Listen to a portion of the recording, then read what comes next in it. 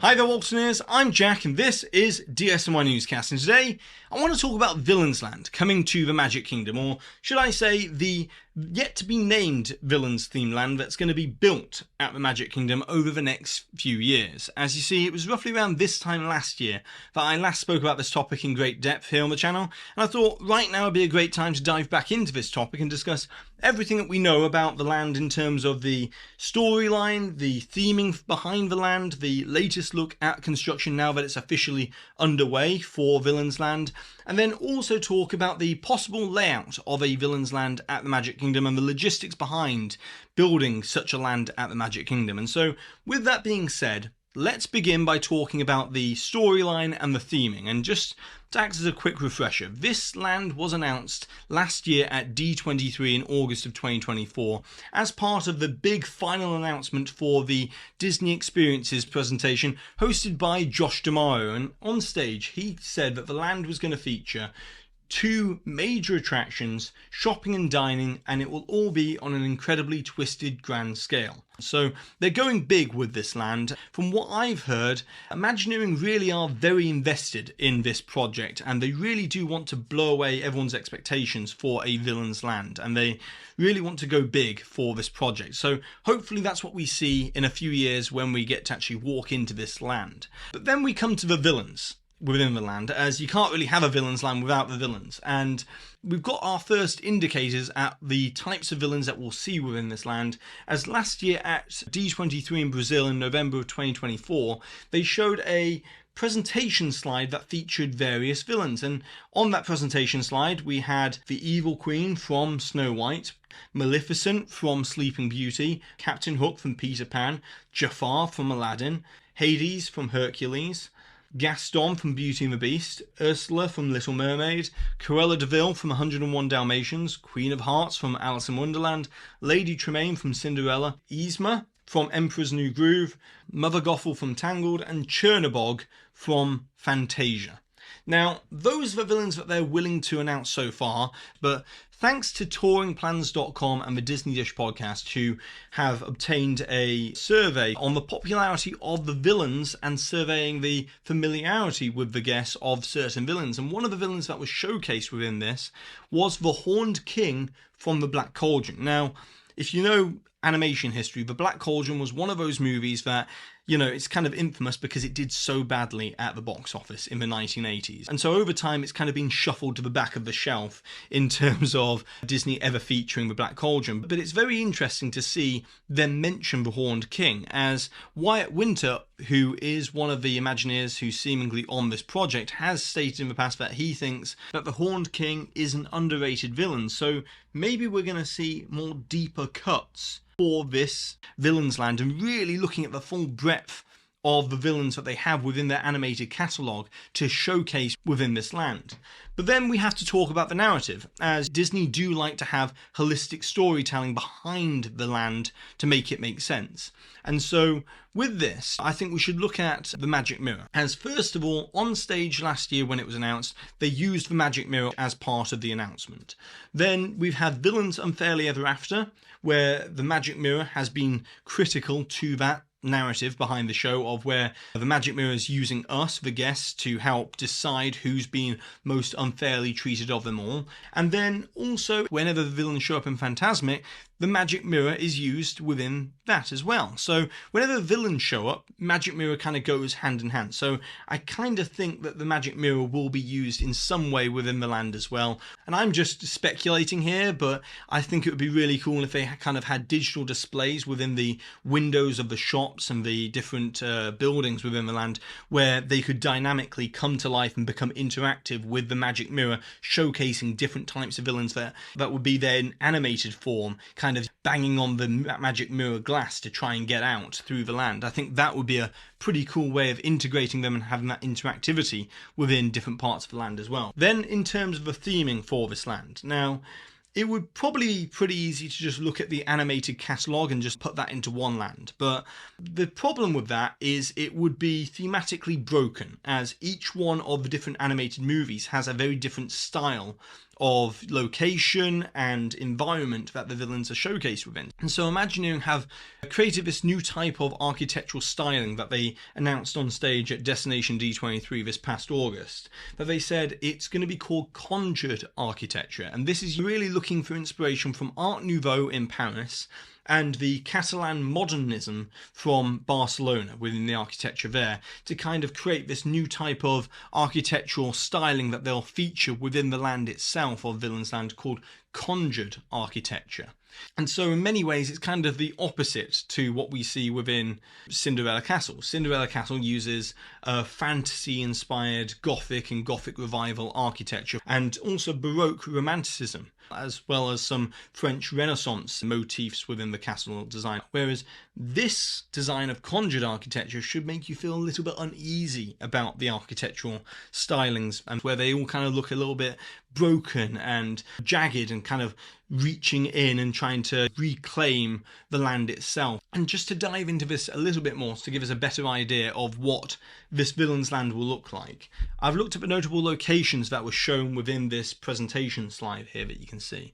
And first of all, Imagineering are looking at Catalan modernism as a major inspiration behind this land. So here we can see you've got Casa Batlló, which is nicknamed as the House of Bones, for very obvious reasons here. You've got Casa Millet and also Palo Guay, which is this kind of design here that you can see within this photo, of this kind of spinal structure within the interior of the building. And all of this was designed by a famed architect of the late 1800s called Antoni Gaudí. But it's important to look at the inspiration behind the design of this Conjured architecture. As we can see here in these photos, that you've got kind of the skeleton structural motifs like the balconies that resemble skulls, and a roofline that resembles the spine of a dragon. So all of these kind of elements here that will kind of build this Villains Land aesthetic and the theming of the land itself. And then also in terms of the ironwork and the more decorative elements within the land, they looked at more Art Nouveau in Paris. And we can see here ironwork that was designed by French architect Hector Guimard. And this kind of looks very much like inspired by the thorns of a bramble bush kind of thing within the actual decorative design there as well. And that will be very much for Maleficent, I think, within the designs of Villains Land as well. That kind of decorative ironwork that we'll see within the land as well. And so what we can expect from this Villains Land in terms of the theming is something that's very rooted in reality for the actual design itself, that isn't going to be overly cartoonish or anything like that. Now, the next thing I want to talk about is the latest construction now that it's officially underway, and also the possible layout for a Villains Land. But before we do, I just want to say a quick thanks to the sponsor of today's video, and that is Uber Eats. As you see, when I'm making these kind of in-depth, longer form videos, I oftentimes spend hours and hours and hours editing these videos, and I can lose track of time. And that's where I found Uber Eats to be really useful, as I don't have to skip lunch or skip dinner. I can just open up the app and easily order in just a few taps from hundreds of restaurants. But it's not just about ordering Uber Eats to my home. I actually find Uber Eats really useful when I'm traveling, as back in July when I visited California to go to Disneyland and Imagineering HQ, I got into California so late at night that I didn't want to go out and try and find a restaurant and have a sit-down meal and all that sort of stuff. Instead, I just got to my hotel room, I opened up the Uber Eats app, and I looked at the hundreds of restaurants of all the different types of cuisine that they had available in the app, and I ordered and had it delivered by Uber Eats directly to my door with no contact required, which was fantastic, because then that way I could get an early night's sleep and get going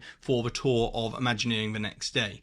So whatever you're craving, from pizza and burgers to salad and sushi, browse, order, enjoy with Uber Eats. And if you use my link in the description box below, or scan the QR code that you can see on the screen right now, you can use my offer code of DSNY15 and get $15 off your first order with a minimum basket of $20. Thanks to Uber Eats for sponsoring today's video. Now, as promised, let's look at the latest in terms of construction on this villains themed land. As you see, Rivers of America closed back in July, and Disney has now finally got all of the construction walls up around the perimeter of Rivers of America. So they've now drained the Rivers of America down to the basin, and they're starting all the preliminary prep work for the construction site of Rivers of America there.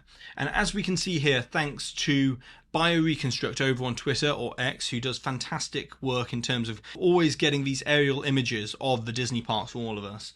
Rivers of America and the waterways down near the back of where Tiana's Bayou Adventure is, around the backstage area, has actually been dammed. So they will be blocking that area off, and that'll be permanently dammed, so therefore no more water will be coming in to the Rivers of America construction area. And obviously it goes beyond just draining the rivers.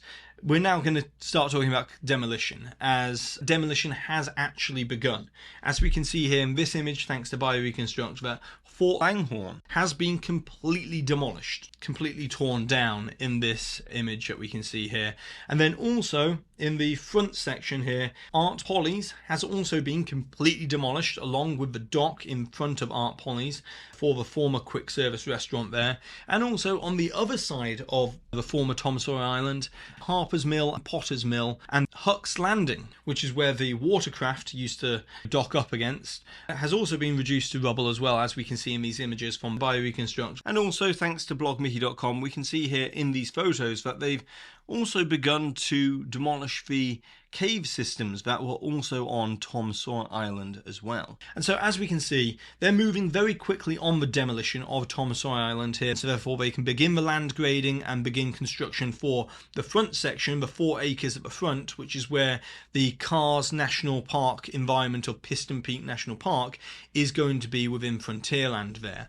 Now, another interesting thing from these construction images is that the railroad tracks around the perimeter of Rivers of America, around the back of there, have also been completely removed. Now, the railroad remains open, but it's operating in shuttle mode from Main Street USA Station all the way up to Storybook Circus and back, and it's just shuttling guests back and forth on that side of the park. And the reason why Imagineering have most likely done this is because of the location of the laydown yards, which are fully under construction at the moment, as we can see in these images here, that the laydown yard around the backstage area of Tiana's Bayou Adventure and down around there, that has been completed, and we can see the Imagineering offices have already been constructed on site there, as we had permits filed for that Imagineering facility backstage there a few months ago. But the laydown yards are an important part of the construction process here, as what they're used for is a staging area to put all of the different construction vehicles and construction equipment and materials on a hardscape surface to keep the construction zone relatively clutter-free. So that's the reason why these laydown yards are very important to getting the construction underway, because the other way they could do it is they could have gone in underneath the train track that had the bridge across the water backstage. They could have brought the construction equipment and materials in underneath there each time, and then they could have kept the railroad open. But I think Disney wanted to, really get going on this project in a bigger way, so they've lifted up the train tracks and they're getting construction equipment in there much faster. Now, the size of Villains Land is the next thing I want to talk about here, as I've previously measured it out as approximately 11 acres of land, and that's including a little bit of space that's allocated backstage behind Haunted Mansion and It's a Small World, up in that top right hand corner of the construction site there. I think that space there as well will also be allocated to Villains Land, and I'll explain the reason why in a minute, because it's logistics. I think they'll need to have that space available. Now, I do want to bring up the land suitability maps that we've got here, as there was a Reedy Creek Improvement District map that was published a few years ago that was for 2032, and it shows that this parcel of land for 10 acres is marked as marginally suitable. That means that they could use it if they wanted to, but they would need to do a lot of preliminary prep work on the actual land to get it ready and stable enough for active construction on that piece of land itself, and that's land grading and stability measures for the land, because obviously land in Florida is kind of susceptible to sinkholes and stuff like that, so they need to stabilize the land. So in 2032, that land is supposedly marginally unsuitable. But in 2045, in the Central Florida Tourism Oversight District land suitability map, that laydown yard that's north of Villains Land goes from marginally unsuitable to completely suitable.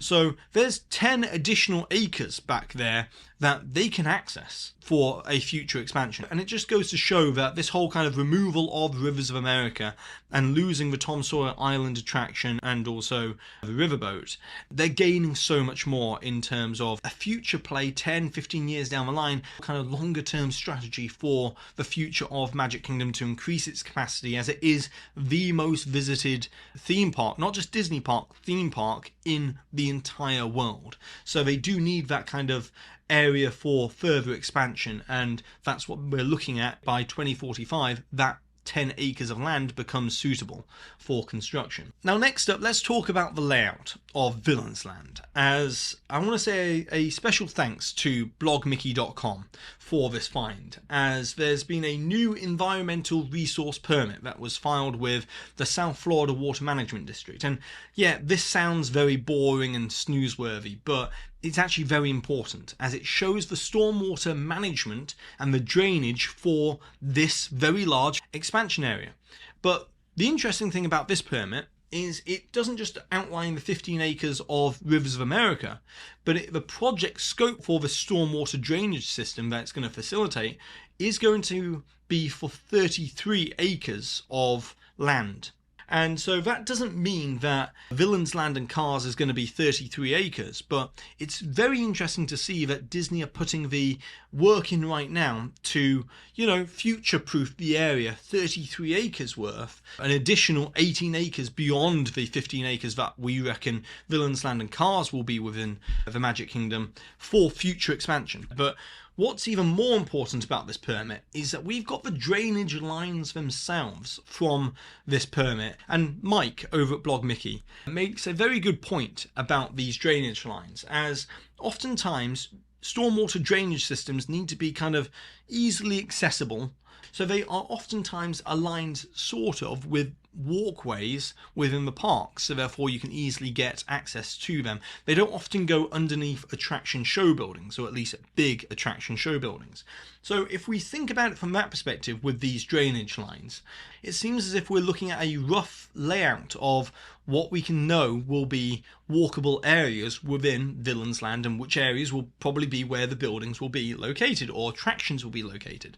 So let's look at the possible attraction sizes and layout here. And first of all, I want to talk about that top right hand corner behind Haunted Mansion and It's a Small World back there, as in that location you can see that the drainage line just kind of stops, and it probably stops there because I reckon there'll be a massive attraction show building in that location. So the size of this show building, you could probably go up to around 85,000 square feet for an attraction show building in that location, which, to put that into context, that's roughly around the same sort of size as Pirates of the Caribbean at the Magic Kingdom. So it's a very sizable building that they could probably build back there.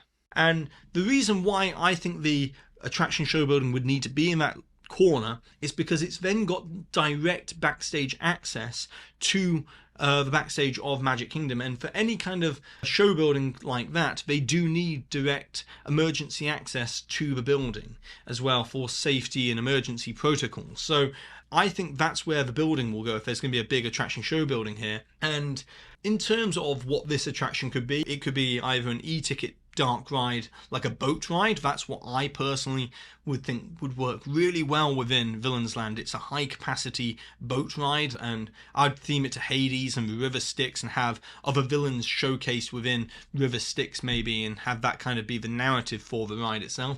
Or potentially it could be a trackless ride system, and there isn't a trackless ride system at the Magic Kingdom, so potentially they could be using that for this attraction. Or it could be possibly a ride like Avengers Infinity Defense that we're seeing them build over in California. They could be using something like that, and they use for Peter Pan over in Tokyo's Fantasy Springs expansion. It could be a mix of different things, but that's where I reckon a massive attraction show building will be located. And the reason for that is sightline wise as well. The only place where I think that you'd really be able to see this building is right next to Sir Mickey's over there, on that corner, looking straight across near Pinocchio's village house. I think in that direction you might be able to see the back of the building, but you'd have to be exactly at the right angle to see it. Or obviously at the top of Tiana's Bayou Adventure, you'll most likely be able to see it from the top of there as well. And then we've also got to think about the shopping and dining within the land. And I think that that will be located over on the left-hand side of Villains Land, over in this section next to Big Thunder Mountain. And the reason for that is because you've got more than enough room the other side of the drainage line there, where you could get maybe a 25,000 to 35,000 square foot dining location. Now, to put this into context, Be Our Guest over in New Fantasyland is around 25,000 square feet for that dining location, so you get a fairly sizable dining location in that location there, and also include maybe even a quick service restaurant as well down that side as kind of a street aspect there. And you've got direct backstage access underneath the train tracks, as you've seen previously with the bridge that goes across there. I think the elevation level for the train tracks will remain the same, and I think you could get the food materials in and out backstage underneath the train tracks fairly simply there to restock the table service dining location and a quick service in that location without requiring to go through the central part of the land. And then you've got shops and other smaller dining locations, and they can be restocked, you know, overnight or early morning before the park opens, and usually they're okay throughout the day. So that's how I think the layout of this land would be. So I think, as you can see here, I think there's going to be a walkway that kind of comes straight up the left hand side and winds around and kind of walks up near the train track and then towards the attraction show building. And then I also think that there might be a railroad station within Villains Land, as it'd be a great way to get a second entrance point for this land to get guests back there quicker in the morning to go on these rides. Now, the one thing we haven't spoken about is a villains themed roller coaster. Now, within the artwork that we've all seen, there is very much a villains roller coaster of some sort. So whether it's Maleficent themed or just villains themed, it's a roller coaster within the land. And I think this roller coaster is going to be within this large location here, off to the side. As you can see here, this is just an example of the Spider-Man themed roller coaster from Shanghai Disneyland, from the permit that we saw earlier this year, in that same location there to scale within Villains Land. And it just goes to show that you can fit a fairly sizable roller coaster in that location. Now, I actually think this roller coaster is going to traverse more of Villains Land than just stick to a location by itself. I think this roller coaster is going to go over guest spaces, and it's going to kind of wind around the rooftops and kind of sweep in and out, and it's really going to bring a kineticism to Villains Land. And a dragon roller coaster, kind of like Maleficent's dragon, swooping around the top of the rooftops, I think that'd be fantastic. And personally, I think a suspended roller coaster system, like we're going to be getting with Monsters Inc. over at Disney's Hollywood Studios, would be a great way of having a new type of roller coaster system at Magic Kingdom. And then if you have the roller coaster go overhead, you can also have a pathway that goes underneath the roller coaster and have a loop around Villains Land instead of it being a dead end. So I think if I'm designing this Villains Land, and I've got, from these past 8 years on this channel, seeing the way that Imagineering design various theme park lands, I think this would make a lot of sense for the design here. Obviously, all of this is just speculation at this current time, but you could fit a very sizable roller coaster within that land there and get an experience that would really add a lot of energy to the actual land itself, with a dark ride in the corner there as well. So that's everything that I want to talk about today in terms of Villains Land. Obviously, we're waiting to see more permits get filed, like we saw with Monsters Inc.'s Door Coaster over at Hollywood Studios. So we'll see whether my predictions here and the speculation for the layout of Villains Land proves to be somewhat right fairly soon probably. But that's everything that we can talk about with Villains Land today. But now it's over to you for Walt's ears, as I would like to know what are your thoughts and opinions on Villains Land, and what would you like to see from the attractions within Villains Land. So leave your thoughts and suggestions down below in the comment section, and be sure to subscribe, hit the notification bell, and I'd also like to say a special thanks to the official Walt Disney Club over on Patreon for always supporting these videos. It's greatly appreciated. And I'd also like to say a special thanks to the official Walt Disney Gold members that you can see here on the screen right now, as well as official Walt Disney Diamond members JC Russell, Justin Tupper, Tim Parsons, and Noah Anderson. And with that being said for today, I've been Jack, you've been you, and I'll see you real soon.